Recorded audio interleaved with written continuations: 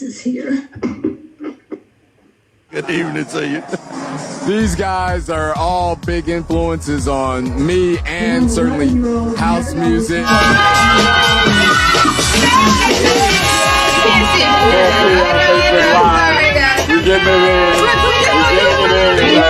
We are live. I'm going to share this. If you're catching us, thanks for tuning in. Got a special guest?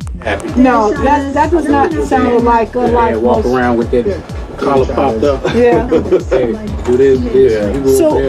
So let's go on that. I want to talk a little bit about each of your illustrious careers, because you guys have done a lot. All three of you have done amazing, have had amazing contributions to what we call house music. This is the Vintage House Show. And so part of what that is about is celebration and preservation. This is Lauren's framing, but the celebration and preservation of Chicago house legends and Chicago house music. And I think... Okay. I don't see us yet. What up, Lori Branch? We are live Lauren, now. Can are you we see live? us? I don't see us yet. I think we're on. Let me see. I don't see us either, but hold on for a second. Let me see. Make sure we're on before we start. Yep, we're live, sweetie. Okay. Well, I don't see us, but let us know if you do see us. And if you get some comments. We're on the page. We are recording. Jump on right now. So Vintage House is live. Lori Branch is our host today. Thank you so much, Lori Branch, for bringing on our fantastic guest today. Very excited. David Chavez. That's a hard C. Yes. Not a soft C. Thanks, David. We're really excited that you came to join us. I'm trying to get my technology together so that we can make sure that everybody is seeing you and hearing you and listening to the sound of our voices. I'm not quite sure it's happening, but Lauren assures me that it is. I see it. It is happening. Yay, it's happening now. Okay. Now I'm going to share it and say hi to everybody. All right. Watch together with a group of friends. That's what I'm about to do. Lauren, you talk to David while I get set up here. Tell the audience what to expect here. Well, this is a really fantastic time to have David on, and thank you so much, David, for coming on the show. This was supposed to be sort of a phenomenal kickoff weekend to what was going to be this unbelievable sort of year of Chicago music. And I think it still is, but it's just a different format, different, sort of way of the norm now, I think, Dave. So, Dave, talk to us quickly. Just like, how are you? What's going on sort of internally? What's going on in your world? How is this sort of new normal sort of affecting you personally and professionally? Well, I think, I'm in the same boat as everyone else, right? Like, been quarantined for a lot of days. I can't even count them anymore. I stopped counting them. It's sort of like the floor just like kind of dropped out on everything. Fortunately, I'm still employed, so I still can, do some work and keep busy and, pay bills and stuff like that. But it certainly like has changed the whole dynamic of like what I do and the whole arts scene in general, right? Like festivals, events, anything like that has to do with a public gathering is completely sort of like changed now. And so, it's interesting trying to sort of figure out how to move forward, how to continue to do what our mission is, right? Which is to like produce and bring good art to people, Chicagoans for free. And so that's sort of like, trying to figure it out as we go is the name of the game right now. I think that I like the part about for free. That's something I want to get into because that's really important. I think it's a distinction that you guys have created, this wonderful resource for anybody who wants to access it for free. And I know it's not free because somebody is paying for it, but we'll get into that. But before we get way into it, I did want to sort of properly like unpack who David Chavez is, because as we like to do with Vintage House, our goal is to preserve and celebrate people who contribute, to the dance music culture, the house music culture specifically. And you've done an amazing job and an amazing contribution in creating, these venues, these spaces, so many of which, we'll talk about the ones that I'm aware of. But David's done a lot. You have your own company, Sound Culture. So I looked up that, and what I love about it is that the Chicago Tribune called Sound Culture one of Chicago's savviest cultural players. I don't know what that means, but I like the way it sounds. No pun Me intended. too. And from the Chicago Public Radio, the World Music Concert Impresario. Oh. How does that feel? Yeah. I mean, it's always nice, right? When people sort of can acknowledge, like, what you do, and yes. Like that's sort of like another of the many hats that I wear, probably, aside from my city hat and, my DJ hat as well. So let's talk about that. So David, you are from Chicago? Yeah, born and raised in Logan Square. Okay, Logan Square in the house. Yeah, it was a lot of there, but there's a house music scene there too. Yeah, I mean, well, when I was growing up in the 80s and 90s, it was, I mean, that's what it was. It was all house, right? Like, house was on the radio. I was recording mixtapes. I was making mix edits, and I wanted to play records. I wanted to be a DJ, and that was like the music of my coming of age, if you will, in Chicago. Can you remember some of those songs when you sort of got bit with the DJ bug? What stood out for you back then? What do you remember? I mean, it was a lot of stuff like I caught like the tail end of BMX and caught the beginning of like B96, and like, I think sort of a little bit after the peak of the scene in the mid 80s. Okay. Mid to late 80s. And so I just remember like Julian Jumpin' Perez, and I remember Tim Spinnin' Shomer, and Bad Boy Bill, like on the radio. Of course. Farley, of course, and a bunch of other people, that I can't really remember right now because I'm a little older. That's all right. Do you remember any of those influential tracks? We talk about tracks. Hey, Maurice, what's up, Curtis? Thanks for tuning in. Some of those influential tracks, like I can think of a lot from that era, but it's when we talk about Vintage House, often we sort of call that 2.0, like that late 80s and early 90s. It was kind of where you had a lot of this burgeoning crew of like producers who were coming of age, just out of high school and really hitting the scene. It sounds like you were kind of in that class or in that cohort. Yeah, definitely. So what was who were your peers, and what songs do you remember, if any? I remember Inner City was like some inner city songs like Good Life and things like that came out. Oh yeah. Okay. And that to me was like interesting because it was house, but it was also electro at the same time, and like it had this real futuristic sort of vibe to it, but it had a lot of soul still at the same time.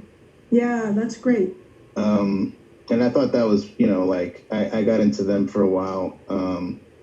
I couldn't tell you the exact names of the tracks because I was really just listening to the songs on the radio. Yeah. Like I remember like a song that said like it was like "Bang Your Body to the Box," whatever song title that is. Bang Your Body to. That was kind of the beginning of the tracky track, with the repeating loops of beat that bump, but beat that, all that. We were whooping this and beating that, and it was craziness. So I remember some of that stuff, and they were still. I mean, I didn't know it then, but now I realize they were still playing like a lot of Chip E stuff too. Like It's House and things like that was still happening, and I didn't know what it was at the time, but I liked it, But yeah, I spent a lot of time. I was sent to Gordon Tech. You were sent to Gordon Tech. What does that mean? Exactly. It wasn't a choice, but it was meant to keep me out of trouble. Did it work? Well, little did they know that that's where all the troublemakers were sent. That's funny. So, That's yeah. funny. Where was Gordon But Tech? you Where's know, Gordon Tech Gordon at? Tech had some of the best like high school dances on the north side. You know, we had like all the DJs that were on the radio were coming to our high school dances, which was amazing. And I read back about all the stories of like Mendel High School in the South Side, and I kind of feel like that's what it might have been like. To know that like these people are they're like superstars, and these DJs were superstars to me. Like I was a big fan of. I was hearing them on the radio, and like and they were in my high school playing in the cafeteria, like on a Friday night, and I got to see them. So that was cool. That's great. Yeah. So Gordon Tech was kind of the middle of Logan Square. Where's Gordon Tech? It's not. Gordon Tech is over on Addison in California, so it's right around. Right. Yeah, I did drive past it one. Yeah, we don't mention Gordon Tech, but you're right. Now that I think of it, I kind of remember some of that from back in the day. When did you start spinning while you were in high school? No, I wasn't able to start playing until college. I could never afford turntables. My mom could never afford turntables for me. So it wasn't until I got to college and got a work study job. And I went, my first paycheck, I went and bought a pair of Gemini, belt drive turntables. Oh, yeah. And I got a hand-me-down mixer, and I borrowed some records from a friend. And that's how I got started DJing. It's always been a hobby, but, also a passion. It's your artistic, that's what I call it, Yeah. I never had the patience to play an instrument, so. Turntables are an instrument. I think it's a skill. So you were in college. What college you go to? I went to UIC. Okay, and were you playing? What was your first party? There were house parties. It was my first parties. Yeah, like friends parties and stuff like that. Yeah. Do you remember the first stage or first sort of big crowd? First time you got nervous? Any of that? It was like a college party I played at close to campus, and it was like in a closed down small theater, and someone had booked me for. I didn't know anyone who was going to be there. It was kind of like the first time that I was playing for not friends, just a bunch of random people. And that was a little nerve-wracking, but I think I did a good job. And after that, just various things here and there. I was playing at a place called the Hunt Club over on Rush. Okay. I remember that place. Yeah, when I was underage, because a good friend of mine, DJ V, had a night there, and he invited me to come and play with him. He heard one of my mixes. And was like, just come and play. And I was like, I'd love to, man. So I'd have to walk in with him just to do a little set, But that's great. Let's give some love to DJ V. What's his actual name, and where is he now? DJ V, Verlin Smith. Yeah, he's around. He DJs. Oh, cool. Yeah. He played the house festival actually 2 years ago. Oh, nice. In the Park Grill stage. He's got a podcast on Podomatic that's pretty dope. He's still buying music. He's still making mixes on a regular basis. Nice.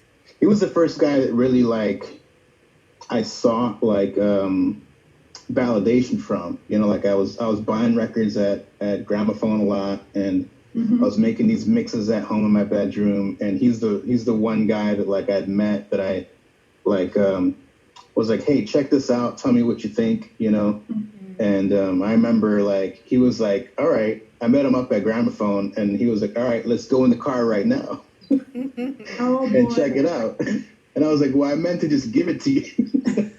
I wasn't trying to audition for you. I wasn't trying to get an in-person critique. Oh my God.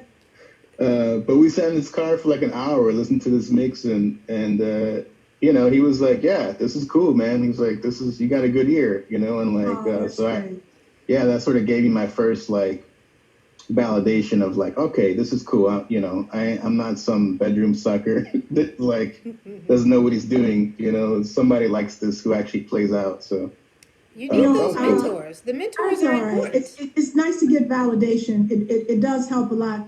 Hey, shout out Jane, Tracy, Adrian. Thanks for watching. And Kevin McFall. Look who joined us. Hey. It's true. What's happening? How are you, David? How you doing? Lori and Lauren. What's happening? I'm good. Mega. Sorry, I am late.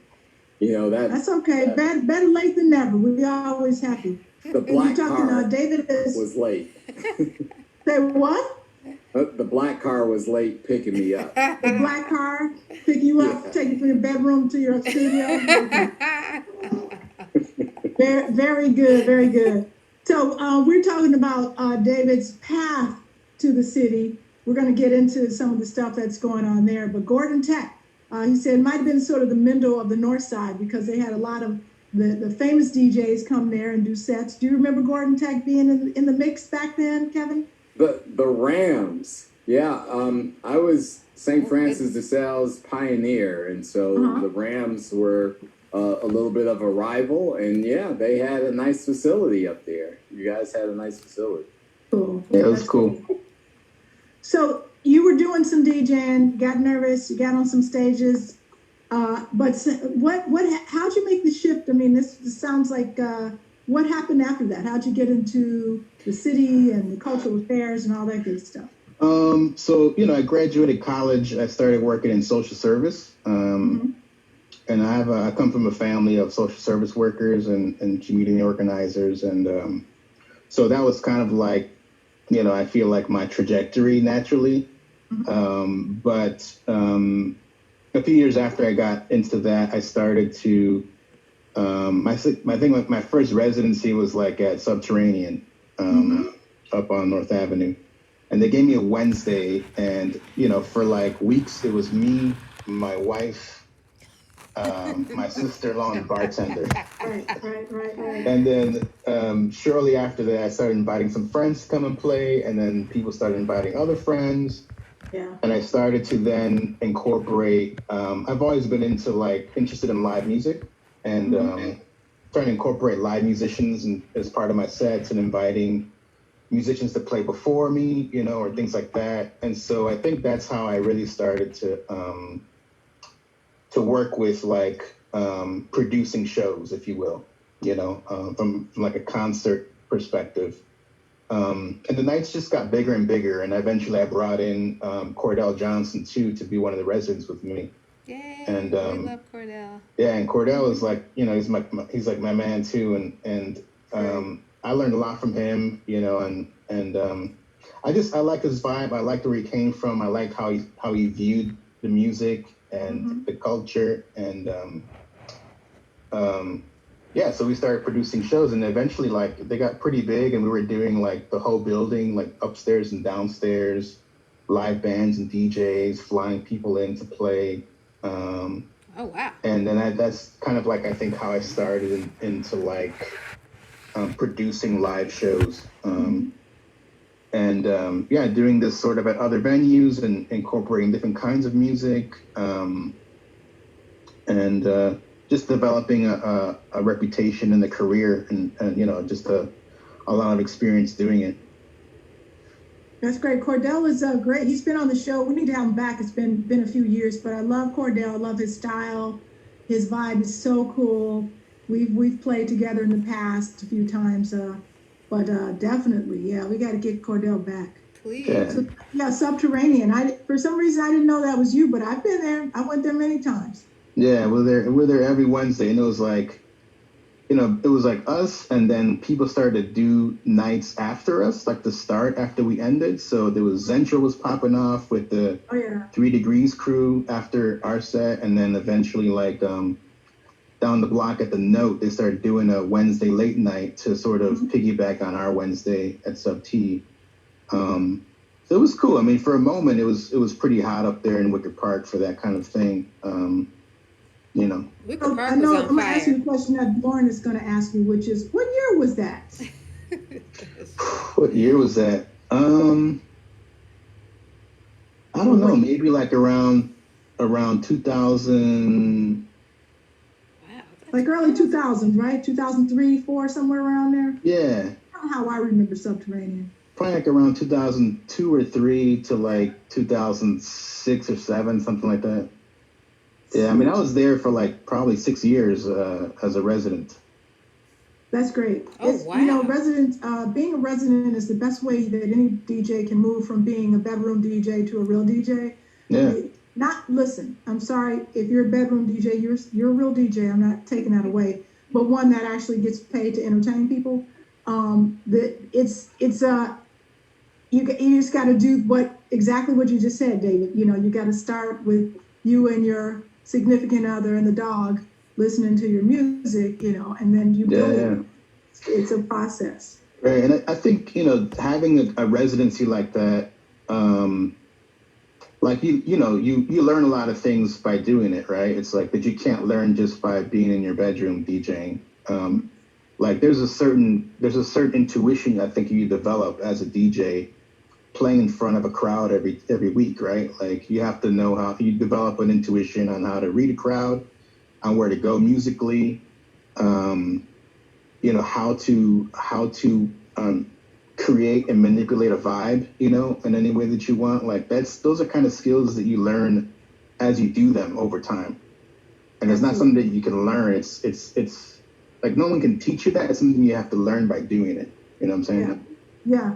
It's difficult. I mean, even outside of the bedroom, I think doing spots here and there is almost the same because it doesn't allow you to develop, you know, the muscles that it takes to sort of understand reading a crowd and these cues that you get to tell you you're going in the right direction and you know, what to play and what not to play and how often to play, what have you. And so that's why I always encourage other DJs who are just starting or even older DJs who really want to get into it. It's like, you know, you could do a residency somewhere, even if you're not getting paid or getting paid very little, you know, just do it once a week, you know, several hours. Yeah. And you're going to learn that way. Do you think Kevin, it's easier or Lauren, now?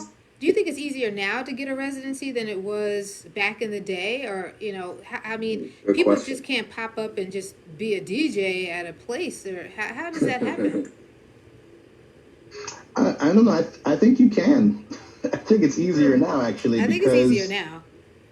I think because before, like, you know, it had to be a place that had equipment and a sound system, unless you wanted to bring your own equipment, which, you know, is not advisable. Yeah. And so now, I mean, you have a lot of places, a lot of bars that have just really good sound systems, right? Like the audiophile game has gone up a lot. And they have equipment now too. I mean, you could, you know, if you're starting out, you can buy a controller and go into almost any bar and plug in and start rocking a party if you wanted to, right? Like the entry point, I think, is so much more accessible now than it was before. And, you know, and there's plenty of places that, you know, if you're not trying to like make money, but trying to just develop your skill and your know-how and maybe an audience, there's so many places that I think will allow you to do that if the risk isn't on their end, you know? I feel like every restaurant in Chicago or New York, every restaurant now has a live DJ. You go and you're like, this is a 5-star restaurant and there's a live DJ in here, which didn't used to happen in the past. So yeah, it's almost getting paid. Building on that question, because it's an interesting one indeed.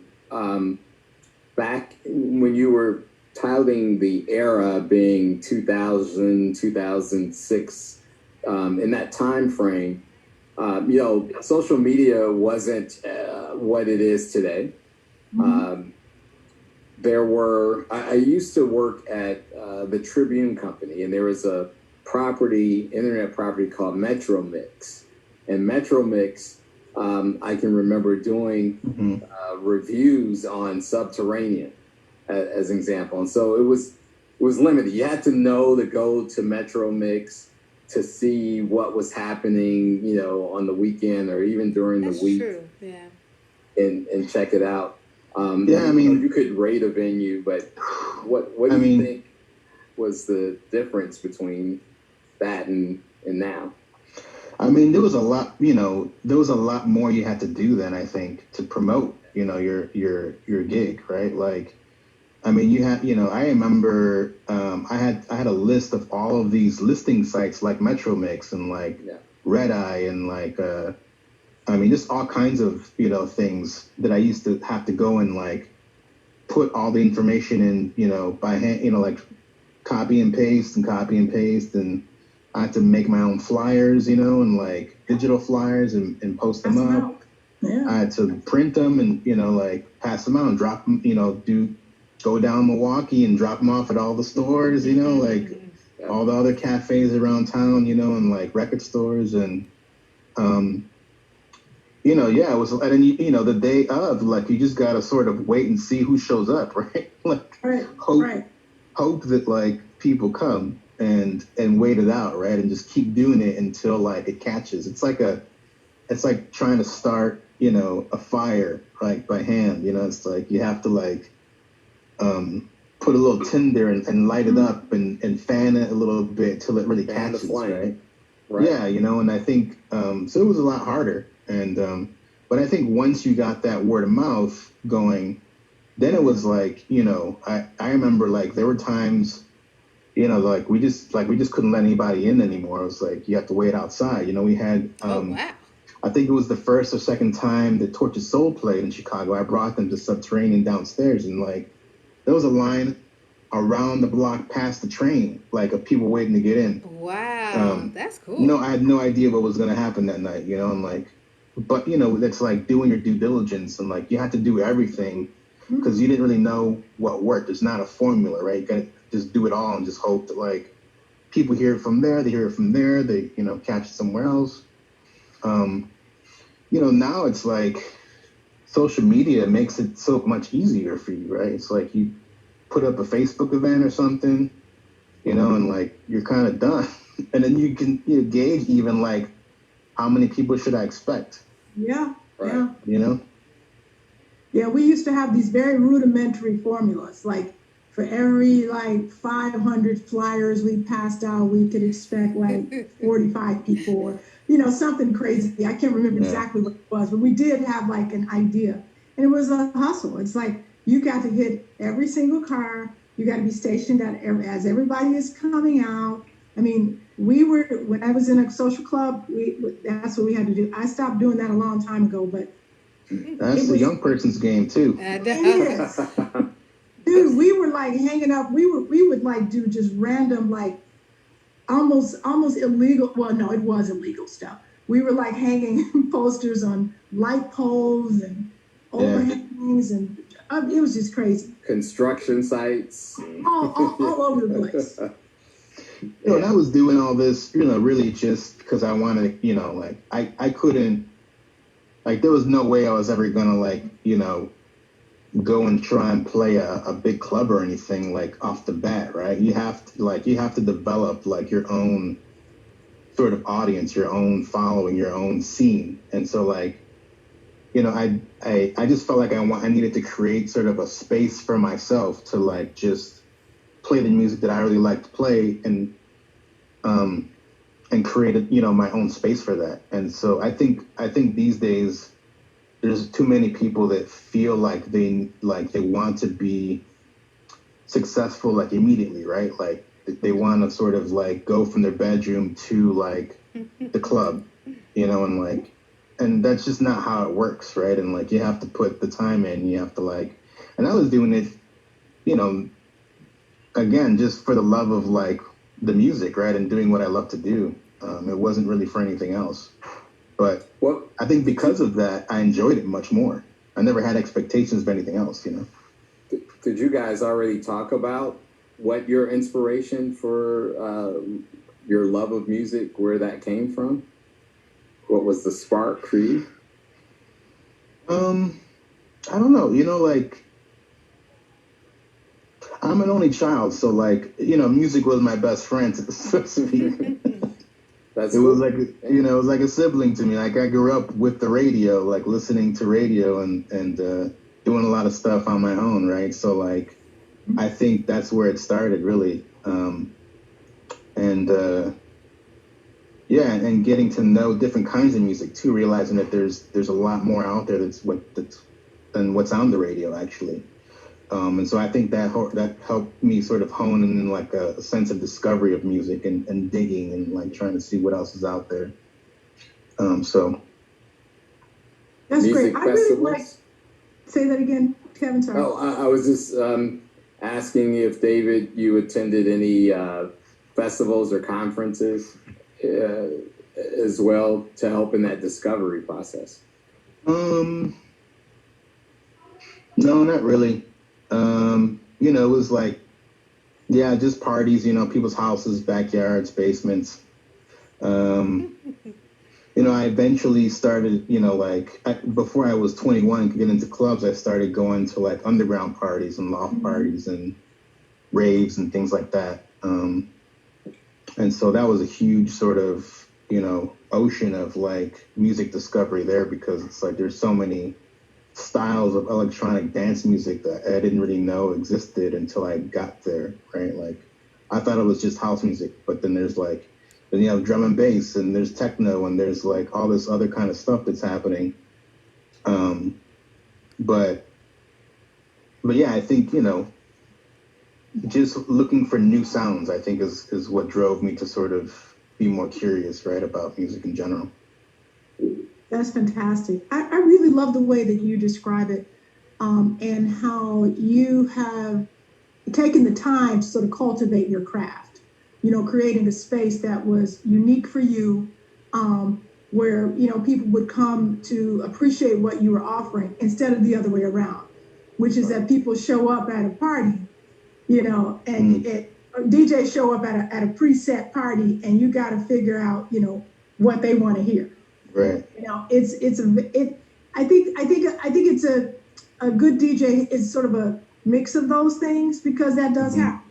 You could ask to play a special event, and you know these people might, you know, you have to kind of appeal to the common denominator there. But I love the idea of, you know, that to me as an artist, what you described is there's nothing hobbyish about that.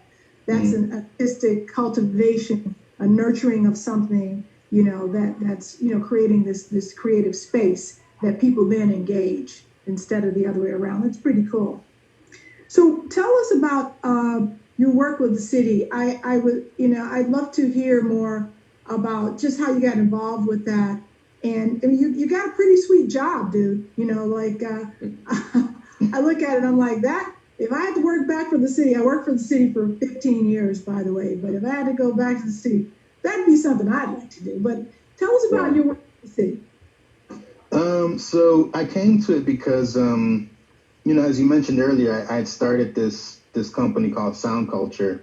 You know, it's pretty much me freelancing, you know, putting together a brand that I could like be active around, right, and be mobile with. So like I was doing bookings at different venues. I was like what you would call a talent buyer.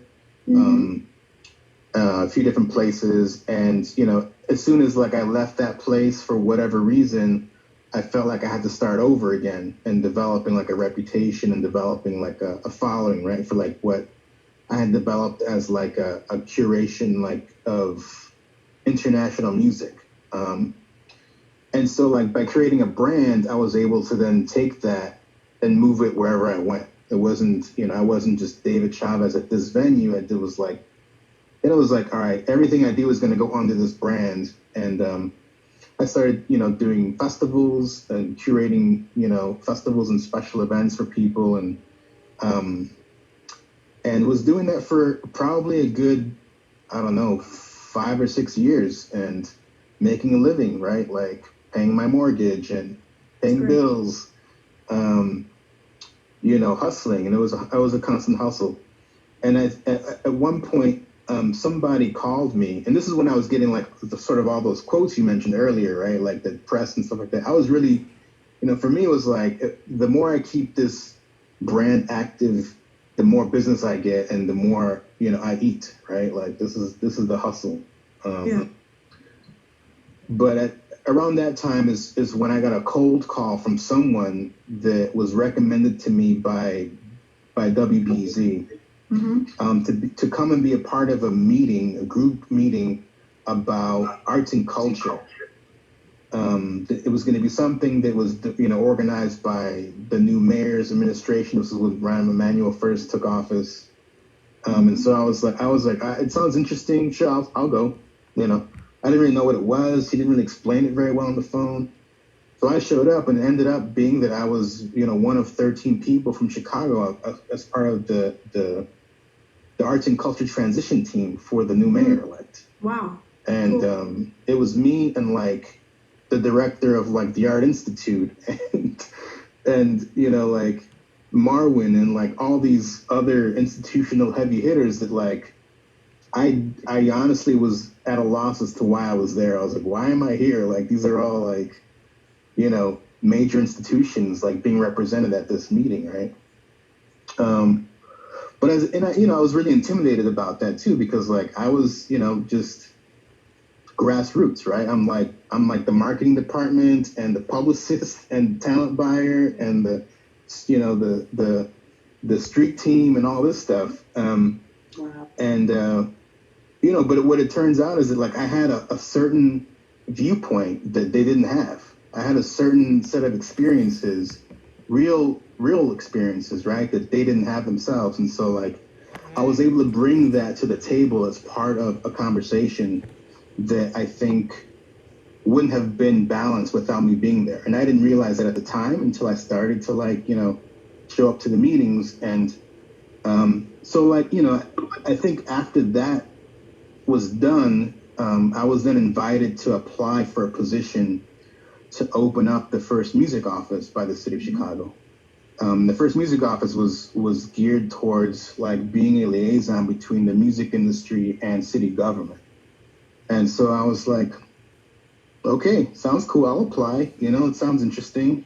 Not really knowing that I would get the job because I just figured, like they're looking for someone like those other people, right? That like I was in those meetings.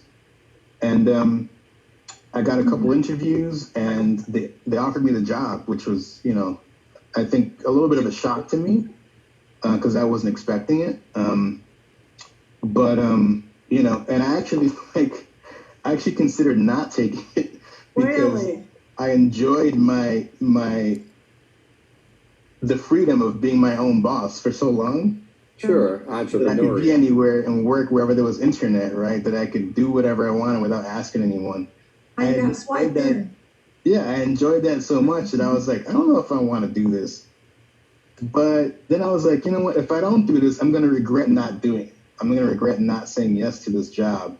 And this is only going to come once in a lifetime, And so I said, yeah, okay, let's do it. And that's how it started. And I started, developing the music office for the city. I did that for maybe 2 or 3 years before I transitioned into programming. What did that entail? Programming the music. Was it all those city festivals or? So when I went from the music office, which was I did a couple of things, like I launched a brand to promote Chicago music down at South by Southwest by producing 3 official showcases at South by to represent the city. I did that, organized also a music conference, a variety of things, professional development, things that I started doing. I went from that to programming, which meant like overseeing the curation of a few different of our programs that we had. So we had like, the Millennium Park Music Series. We had, our city festivals, pretty much jazz, blues, gospel, these kinds of things. And so I started and I did like, a kids program called Juice Box. And I took over half of the Millennium Park Music Series. And while I was there, I had this, I had this interest in like, trying to develop a house music festival because there wasn't one at the city level.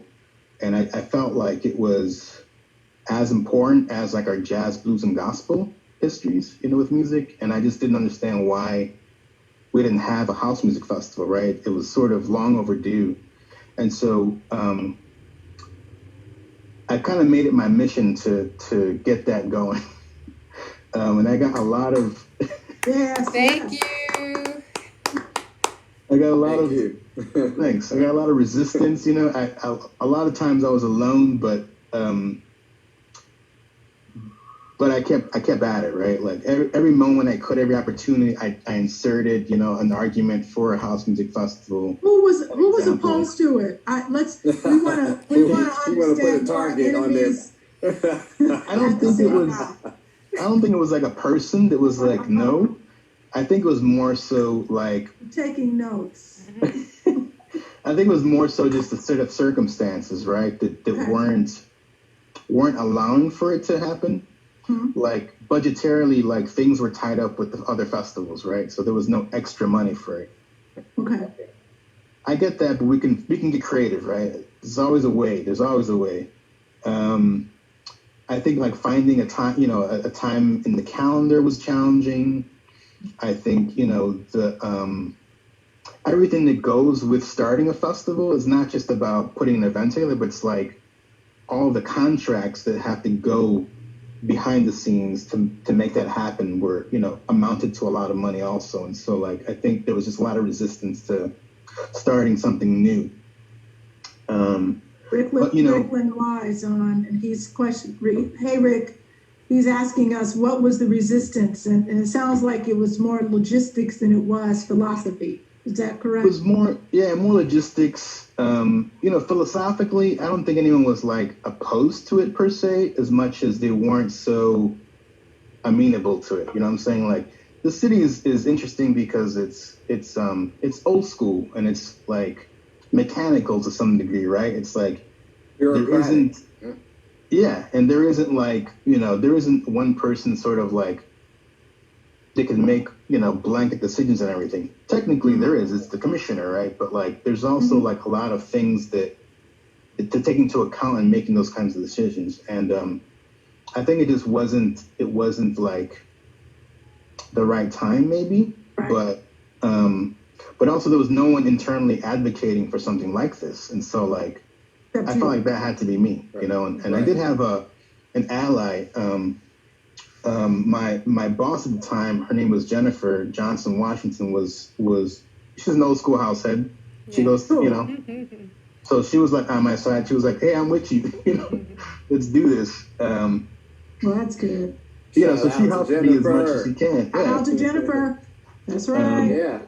And it started really with like the Frankie Knuckles tribute, and soon after he passed, like I was like, we have to do something as a city department. We have to do something to acknowledge and celebrate this man, who has been credited with like innovating like this music we call house, right? And like so I got and she was really on my side with that, and she helped advocate for that as well.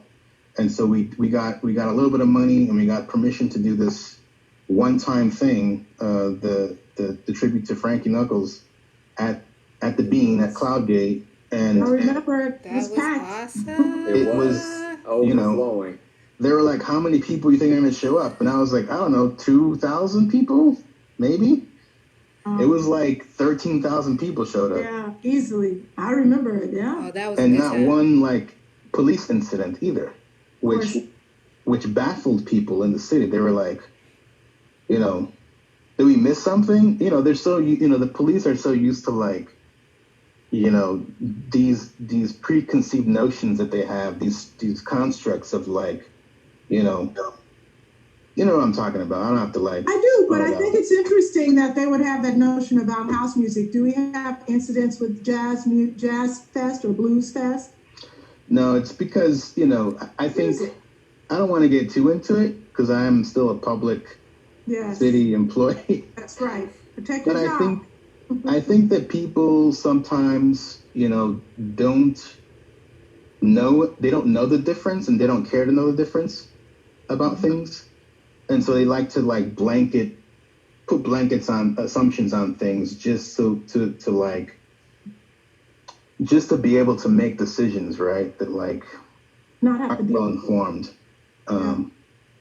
Craig Lopez is chiming in. He said he had a good time. I know you was one of the DJs at the Frankie Knuckles event. Yeah. What's up, So, Craig?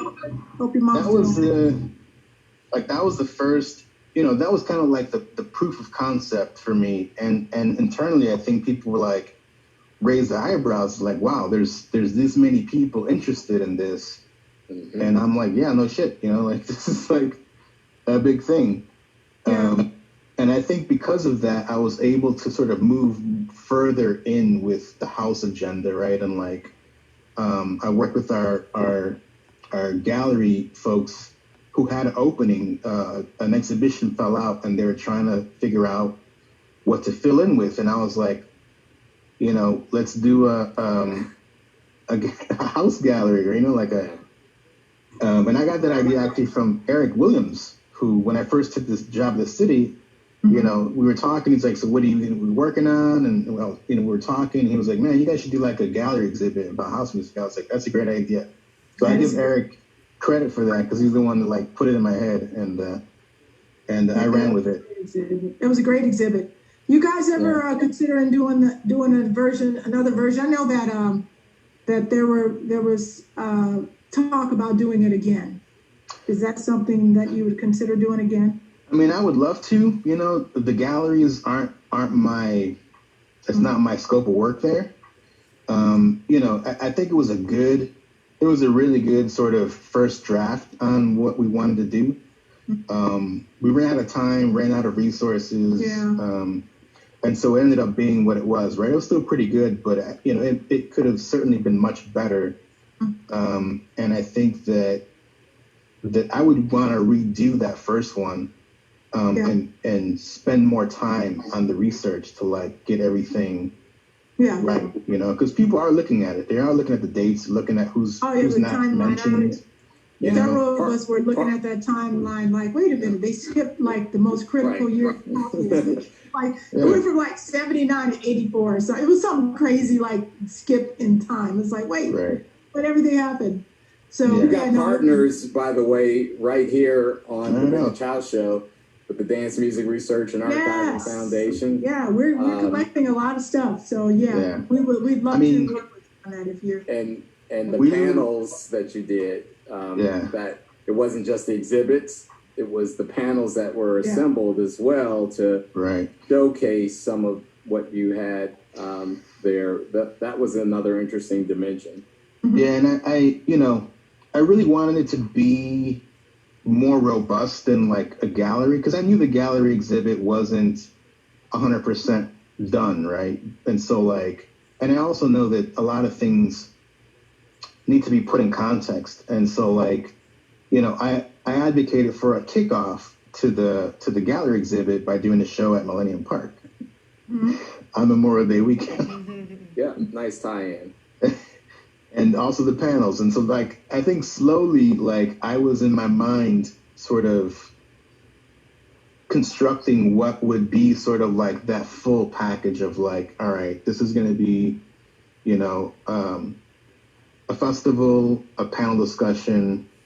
We can't have a gallery every year because it changes, but at least like make it more of a cultural event than like a music festival per se, and making sure that like those voices that are still here have a platform to speak, right? That the public can interact with people who were there and are still here, because I think, what I see happen like with the blues, I think is very sad, right? You have like a whole generation that's missing of blues people, right? They're not there. And like we talk about a young blues musician, you're talking about somebody in their 40s, a young blues musician, like, and so how to avoid that 30. and how to avoid that with house is like, you have to then, make sure that younger generation has access, right, to like the artists, to the events, to the conversations that they can participate. And so like we've had like DJ workshops, we've had like Ableton workshops, we've had conversations about the business of house music, about the culture and history of house music. And I think that's kind of like what I see as contributing to the longevity of the scene, right? And you're preaching to the choir, my man. Yeah, and bringing more people to it, right? Because I think a lot of people, like, they don't really know house music the way we do, probably, right? They might have heard something on the radio. They, might have gone to a club and heard a track or two or something. But to kind of know the history behind it, to kind of know, like, the people and hear the stories, like, all of the stories are incredible that people tell in those panels. The memories and things. And then they go to the festival and actually dance, in a crowd of people to this performer. Like, that's, I think, where it clicks for a lot of people. That's where it clicked for me. It's like you can't really understand it until you experience it the way it's supposed to be experienced. Yeah. And so, kind of trying to give people the whole package, to some degree. And so, like, now, we were entering. It's hard to say when the festival actually started because it sort of like evolved slowly, but we were calling this year the 5th year, and then COVID happened. So it's not a very celebratory anniversary, but what can you do? But you are doing something. So I know that I was really bummed because it was the first year I got invited, thank you, David, to actually play at the festival. But hopefully that happen next year. But you are going to be doing some live versions, some virtual stuff. Tell us about what's happening in lieu of that. Yeah, so obviously we can't transfer a festival online. It's just not. That's not how online happens, right? It works. So we're not calling it a festival. We're just calling it a program. And it's actually the kickoff to a summer-long series called Millennium Park at Home. Oh, wow. And so it's just a way for us to keep celebrating these different art forms, in a way that makes sense in a virtual sphere, right? Like, we can't have, I don't know. Maybe we can. I don't know. I mean, I was part of the I witnessed the Ron Hardy thing. Was it last weekend or 2 weekends ago? And that was like a long day of music, but we can't do that from the city standpoint because it's a lot for us to do. But we're doing a program. We're just doing a program to celebrate the festival and the genre on the weekend that it would have taken place. And we're doing that for blues also and for gospel as well. That's awesome. Because those are the first 3 festivals that canceled for the summer. Yeah. So talk to us about the lineup. Talk to us about the lineup and how you chose these great artists to perform. So, I was trying to figure out if I should try and bring people who I had booked originally, to do a virtual version of it. And the more I thought about it, I didn't want to rob someone of like a true festival experience as a DJ, right? I would hate for that to be like their festival experiences to do this online thing. So I thought about it more as a retrospective and just trying to pull out some artists that, all the artists that are programmed have played the festival in the past 5 years. And so it's just kind of like pulling out some of the artists that we've had over the last 5 years. They're all doing, short sets and just a way to sort of, again, celebrate the music and try and cover a little bit of the different styles that we hear a lot. That's great. So I'm looking forward to it. Yeah, it's a 2-hour program, Friday and Saturday from 6 to 8. We're streaming it on our YouTube channel through DCase.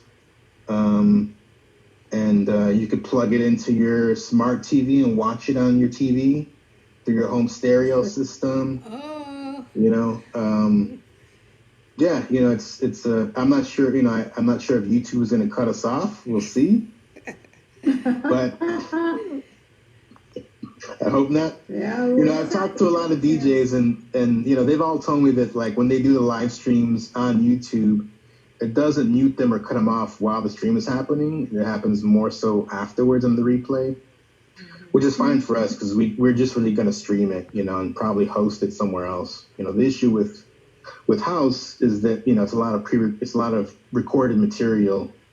Some of it might be copyrighted, and so some of it raises flags, and we're not going to have that issue with blues and gospel because those are all live musicians playing their own music live. So it's a different scenario. But that was the main challenge, was like, how do I present this on a platform where it's allowed to take place, And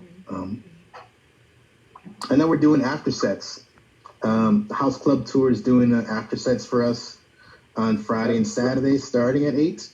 Friends of Vintage House as well. We had a great time. We had a great time with I them will at the be stage. playing I'll be playing on that night too, so you get a virtual tour of my basement. What night are you playing, Lori?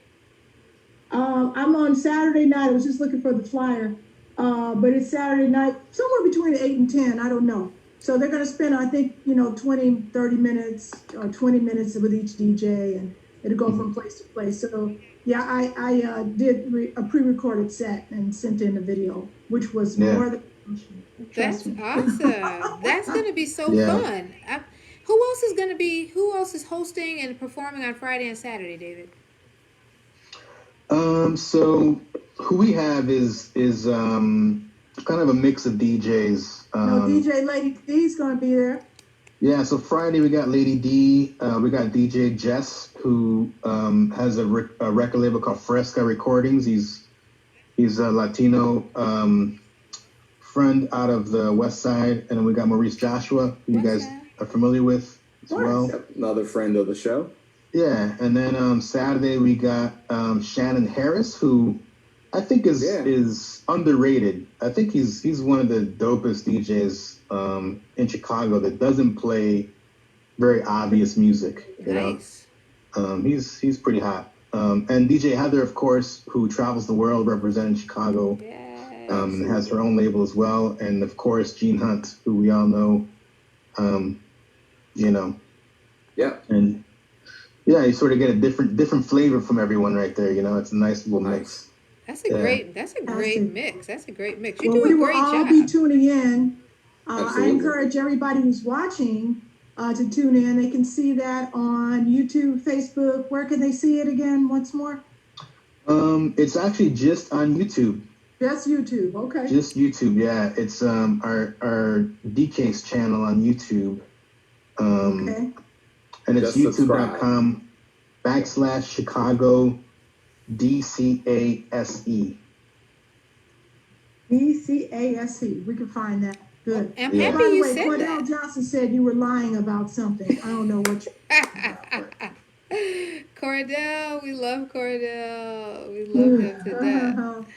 One of these days, he'll tell you how we really met. The first time I met him, he'll tell you that story, which is funny.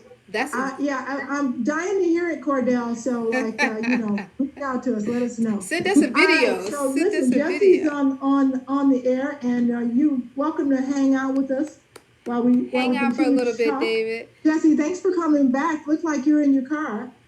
Yes, I am. I'm out and about in the middle of nowhere. Well, Be careful listen, out there, my man. David Chavez, thank you again for being with us. I'm playing your song. I don't know if you can hear it. Hey, David, Thanks good so job, much. man. Thank you. I appreciate the invitation. It's always a pleasure to connect with you guys here, and I'm sure at some point soon we're all going to be getting together, getting down on some dance floor somewhere in Chicago. So I look forward to that moment. Yeah. I can't wait. say, thanks for Down what on you it. do for this city. I mean, we really thank you for what you do for this city. really Thank do. you. I appreciate it. Like you put it on the map in a whole different kind of way and expose this culture and this music to people who would never heard it otherwise. So I'm just doing my civic duty. You know what I'm saying? It just needed to be done. That's very serious. There you And go. we That's what's up. Thank appreciate the Dance Music Foundation also appreciates your support as well. I was looking forward to hosting one of the panels this particular year. And I've done it in years in the past as well. And it's always fantastic. I love seeing Yeah. the mix of people from all across the city have interest in house history and learning. So that's also really critical. Yeah. We're gonna, all the plans we had this year, we're gonna transfer them to next year. It was gonna be a monumental year with it all will the. be a monumental year. Yeah. Absolutely. And it will be 2021, We just baby. gotta wait a little longer. 2021. All right, David. We're all going to go All crazy. right. Thanks so All right, much. thanks again, buddy. Appreciate Thanks, you. David. We'll talk soon. Peace. All righty. So we have Peace. our special guest and also one of our favorite Woo! people, super friend to the show, a very special pioneer, Jesse Saunders. What's up, Jesse? What's up, Jesse? What's up? What's up? What's up? What's going on? You know, we had to have He's so Jesse on the happy. show. Jesse Hey, is that going to was, that do was a some. good interview with David. Thank you. Yeah, he's Well, great. thanks. This is just the perfect time to have him on, right before the House Music Festival and regrouping the year of 2020. I think it's important to hear directly from the people who plan it, what's in store. That's right. What's in store for the year. Oh, yeah. But how David's exciting doing is big things for the city. he is. Absolutely. And you're doing big Yeah. things for the history of house the music world. as well. So I'm trying to. I am so proud of you being number one. Jesse, congratulations on the Yes. book and moving it forward. And, we're going to talk a little bit more about that. We're going to introduce something new maybe next week, but June the 3rd, we're going to have a kickoff where we start on Vintage House. And guess what happens? The tables are turned. The tables are turned as we introduce the book What? here. The tables are turned. Jesse Saunders will be our guest host, and he's going to be interviewing two of the most important people in his book. That includes who are those key people, Jesse? Somebody named Kevin, who's over there right now, and another person that I've loved my entire life named Lori.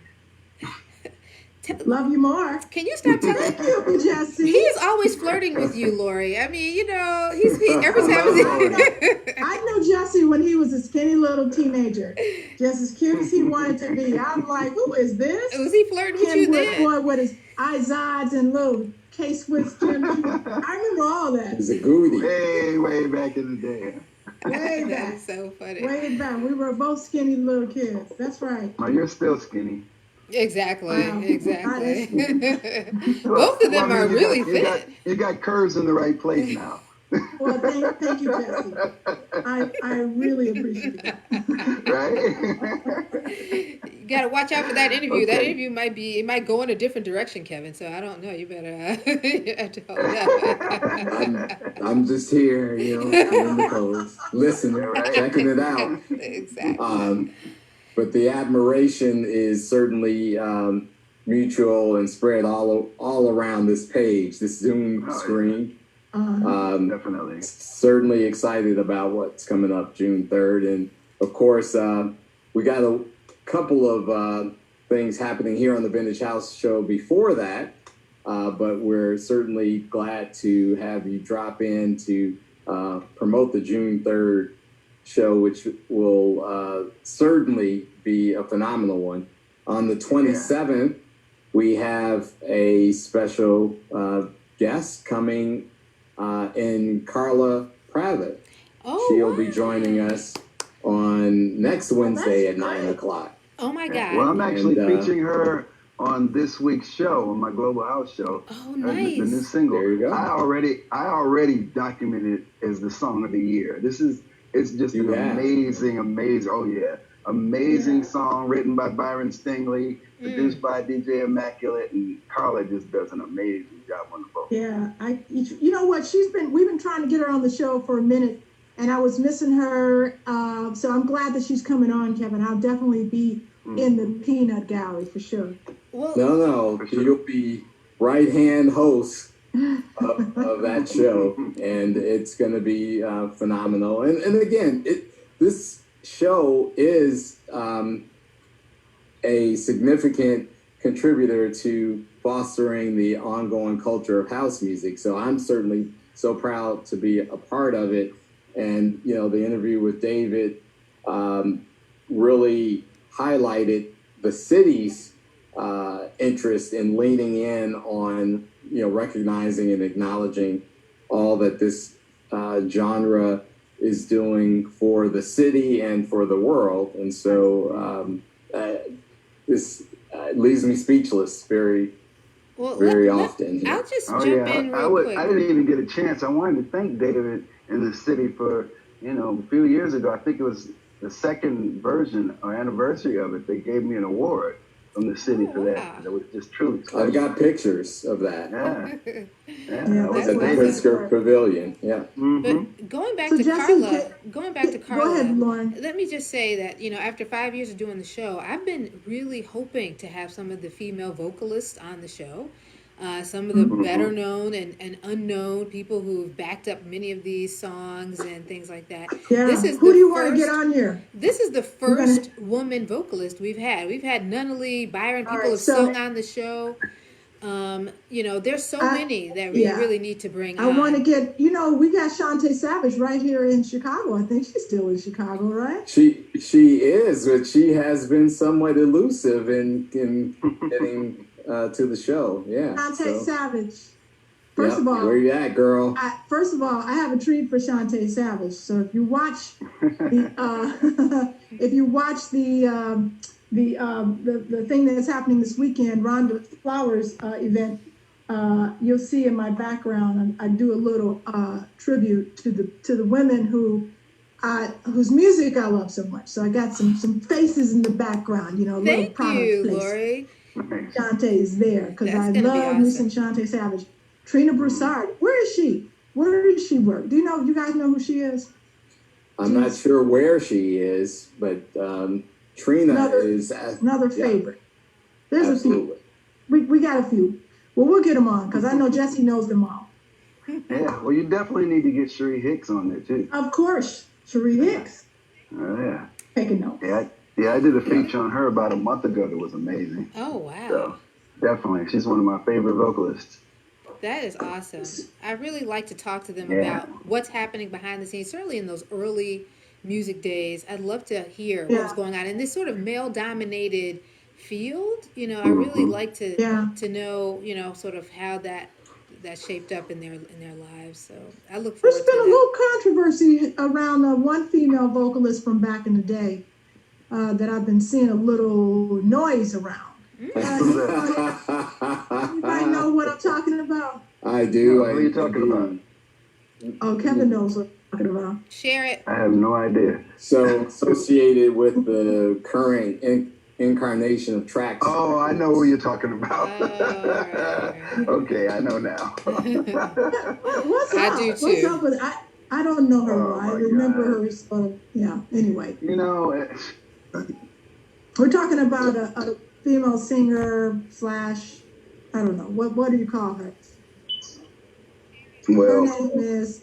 that's a whole show within itself. Or not. We won't get into it. Right. Or But not. suffice it to say that there's controversy even among the singers. Sometimes we just think it's the DJs, but it's promoters and singers and who gets credit for what. I know, Jesse, you've had to live a lifetime of that, being a producer and promoter and all that. Yeah, well, it happens so much, it's unbelievable. I've got stories. So I got lots of stories. This is why you get to get them. great opportunity to promote Yeah. Well, in their words. Exactly. We haven't even said anything about the book yet. So what I want to do first off is I want to give an extra special thanks to both Lori and Kevin for contributing to the book, because you two both have amazing stories. I was telling people, you know, they've been asking, you know, throughout the last couple of days, because it was pre-released on Sunday, but people were asking me, you know, what I thought about the book myself, right? And I said, well, on my last read through, before we actually could send it through, I actually read through the book as if I was reading it for the first time. And I tell you, most of those stories just kind of brought me to tears. It was amazing. Wow. That's great. You know, I'm so sorry that I'm not in the book. I was asked to be in the book, and Lauren Lowry got so busy with real life that I did not submit Right? my compelling story. But I'm sure that, you know, there's a lot of stories probably in line with mine to a certain degree. And I really look forward to learning more about everyone's house music story. I mean, that's what we're about, learning people's stories, not Oh, just yeah. the greatest, but everyone's story. So this is just a real sort of a real contributor to what is the history of house music. So it'll be a part of the house music canon as, you know, these things continue to evolve.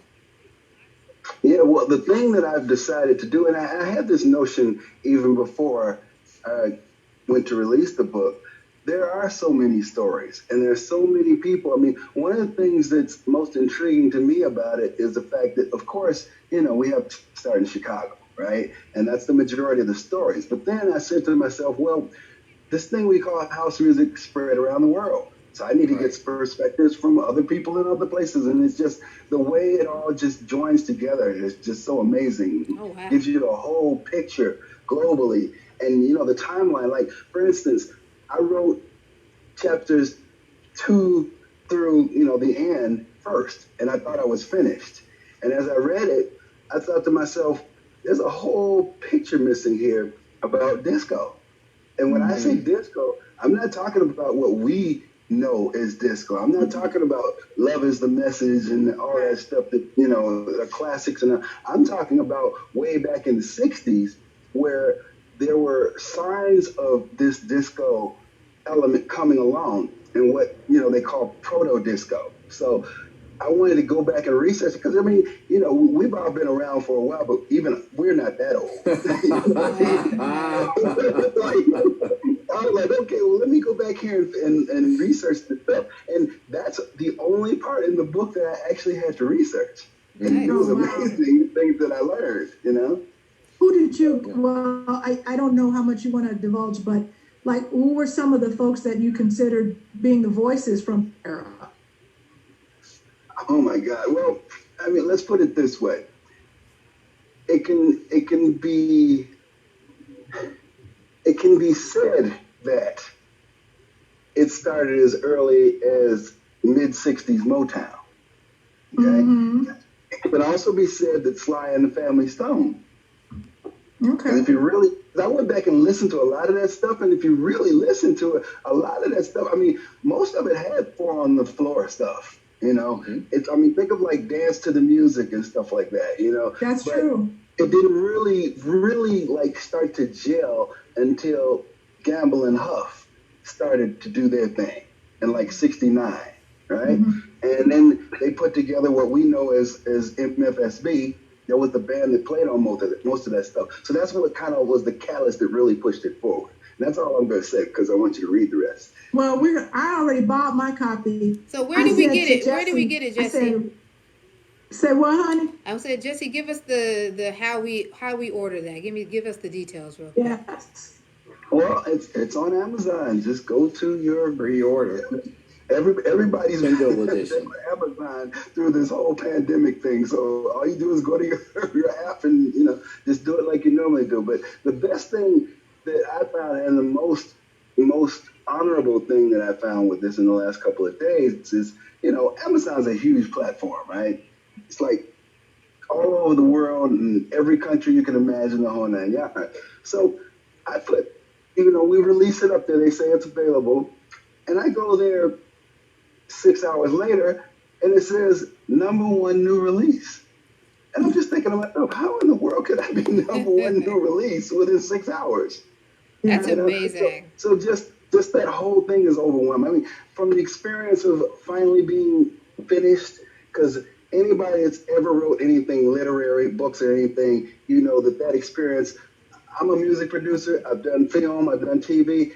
Writing a book is 10 times more than doing any one of those things. So it's such a big relief to me to be at this point now and say that I actually finished with it.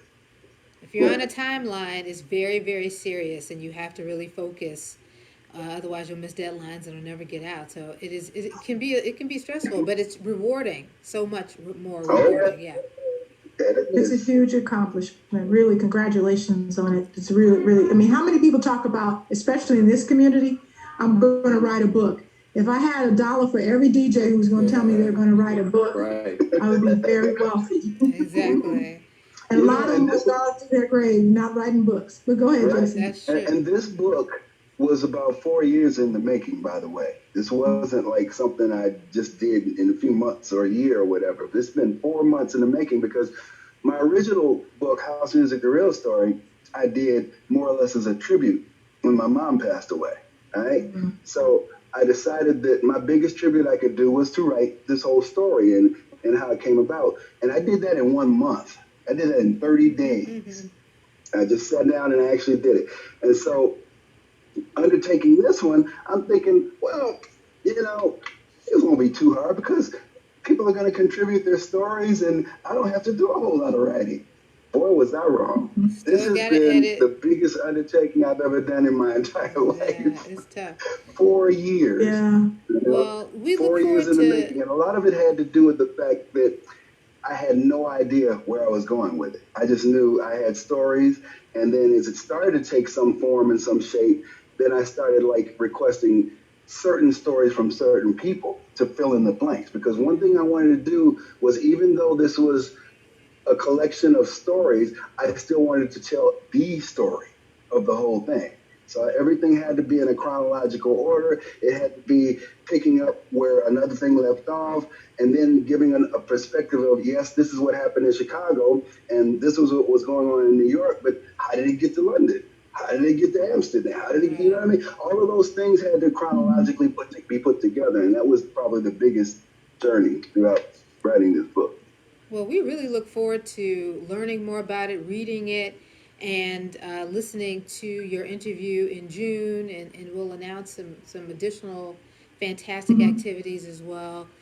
Guys, thank you all of you all, so much for a fantastic show tonight. This was a really fantastic show. We started it well, ended it well. This is fantastic. And then, Lori, we get to see you. We get to see you on Saturday night, right? Me? We get to see you Saturday night, right? Yes. Lori. Yes, you will see me on Saturday night as a part of the amazing event that's happening. So I'll definitely, post it on my Facebook, Instagram, all that good stuff. But me, Chris Hutchinson, Hugo, people in Europe, Rhonda and company have a huge lineup. And that'll be after David Chavez show with Lady D and Heather and some of those cool folks that he mentioned. Ours, I think, is going to be on Facebook, but I'm not sure. But we'll post it and make sure everybody tunes in. We'll have a good time. Cool. Jesse, can you still hear us? Yeah, I can. I don't know where I went. I went somewhere. We see your face. Well, we love you, and we can't wait to spend time with you on the 3rd. And, So next week, just keep doing what you do. Next week, Carla Prather. Sounds good. I'm looking forward. Please, guys, the podcast is live. We're continuing to add shows. We've got 5 years of shows that we can add to all of these platforms: SoundCloud, the podcast, Google Cloud, VintageHouseShow.com. Please continue to share that and talk to people about that, because again, house music matters. House music is important, and that is the goal of this show: is to celebrate and preserve the history of house music. And we do it every Wednesday at 9 Before o'clock. we leave, Lauren, I did want to give one more shout out to the folks at The Reader. They did a really, really nice article. I'm actually one of the folks who they interviewed for it. I think I'm the first person, but it's part of something that Maida is involved in. And it's 365. I'm sorry, I'm blanking on what it's called. But anyway, I'll post it. But they did a wonderful job on talking about sort of this view of music. I get to shout out to some of my favorite artists like Shaka Khan and Sister Rosetta Tharpe, and talk a little bit about the history of why Chicago's so great. So that's in the Chicago Reader this week. Awesome. I will share it, but you can go to chicagoreader.com, check it out, see the interview and all that good stuff. So thanks for that. Post the link for me so I can read it. Yeah, post it right and we'll away. share it. So we'll share it. Hey, you guys have a great week. Jesse, love you. Thank you. Kevin. Too. Thank you. Bye, guys. Jesse, Lori, Lauren. Peace. Peace. Peace. Oh, look at those lovely faces. I know, right? That's great. Mine needs to go up there, though. That's right, Jesse. Your book is up right now. You probably can't He's the see missing Commodore. All right, y'all. Bye. Guys, you guys take care. Bye-bye. Bye-bye.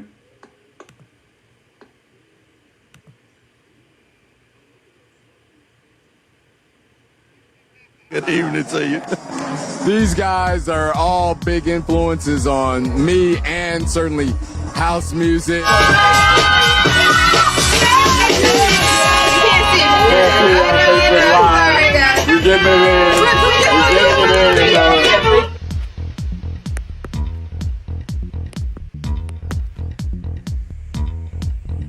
No, that does not sound like walk around with that collar popped up. Yeah. Hey, do this. Yeah. You go over there. So let's go on that. I want to talk a little bit about each of your illustrious careers, because you guys have done a lot.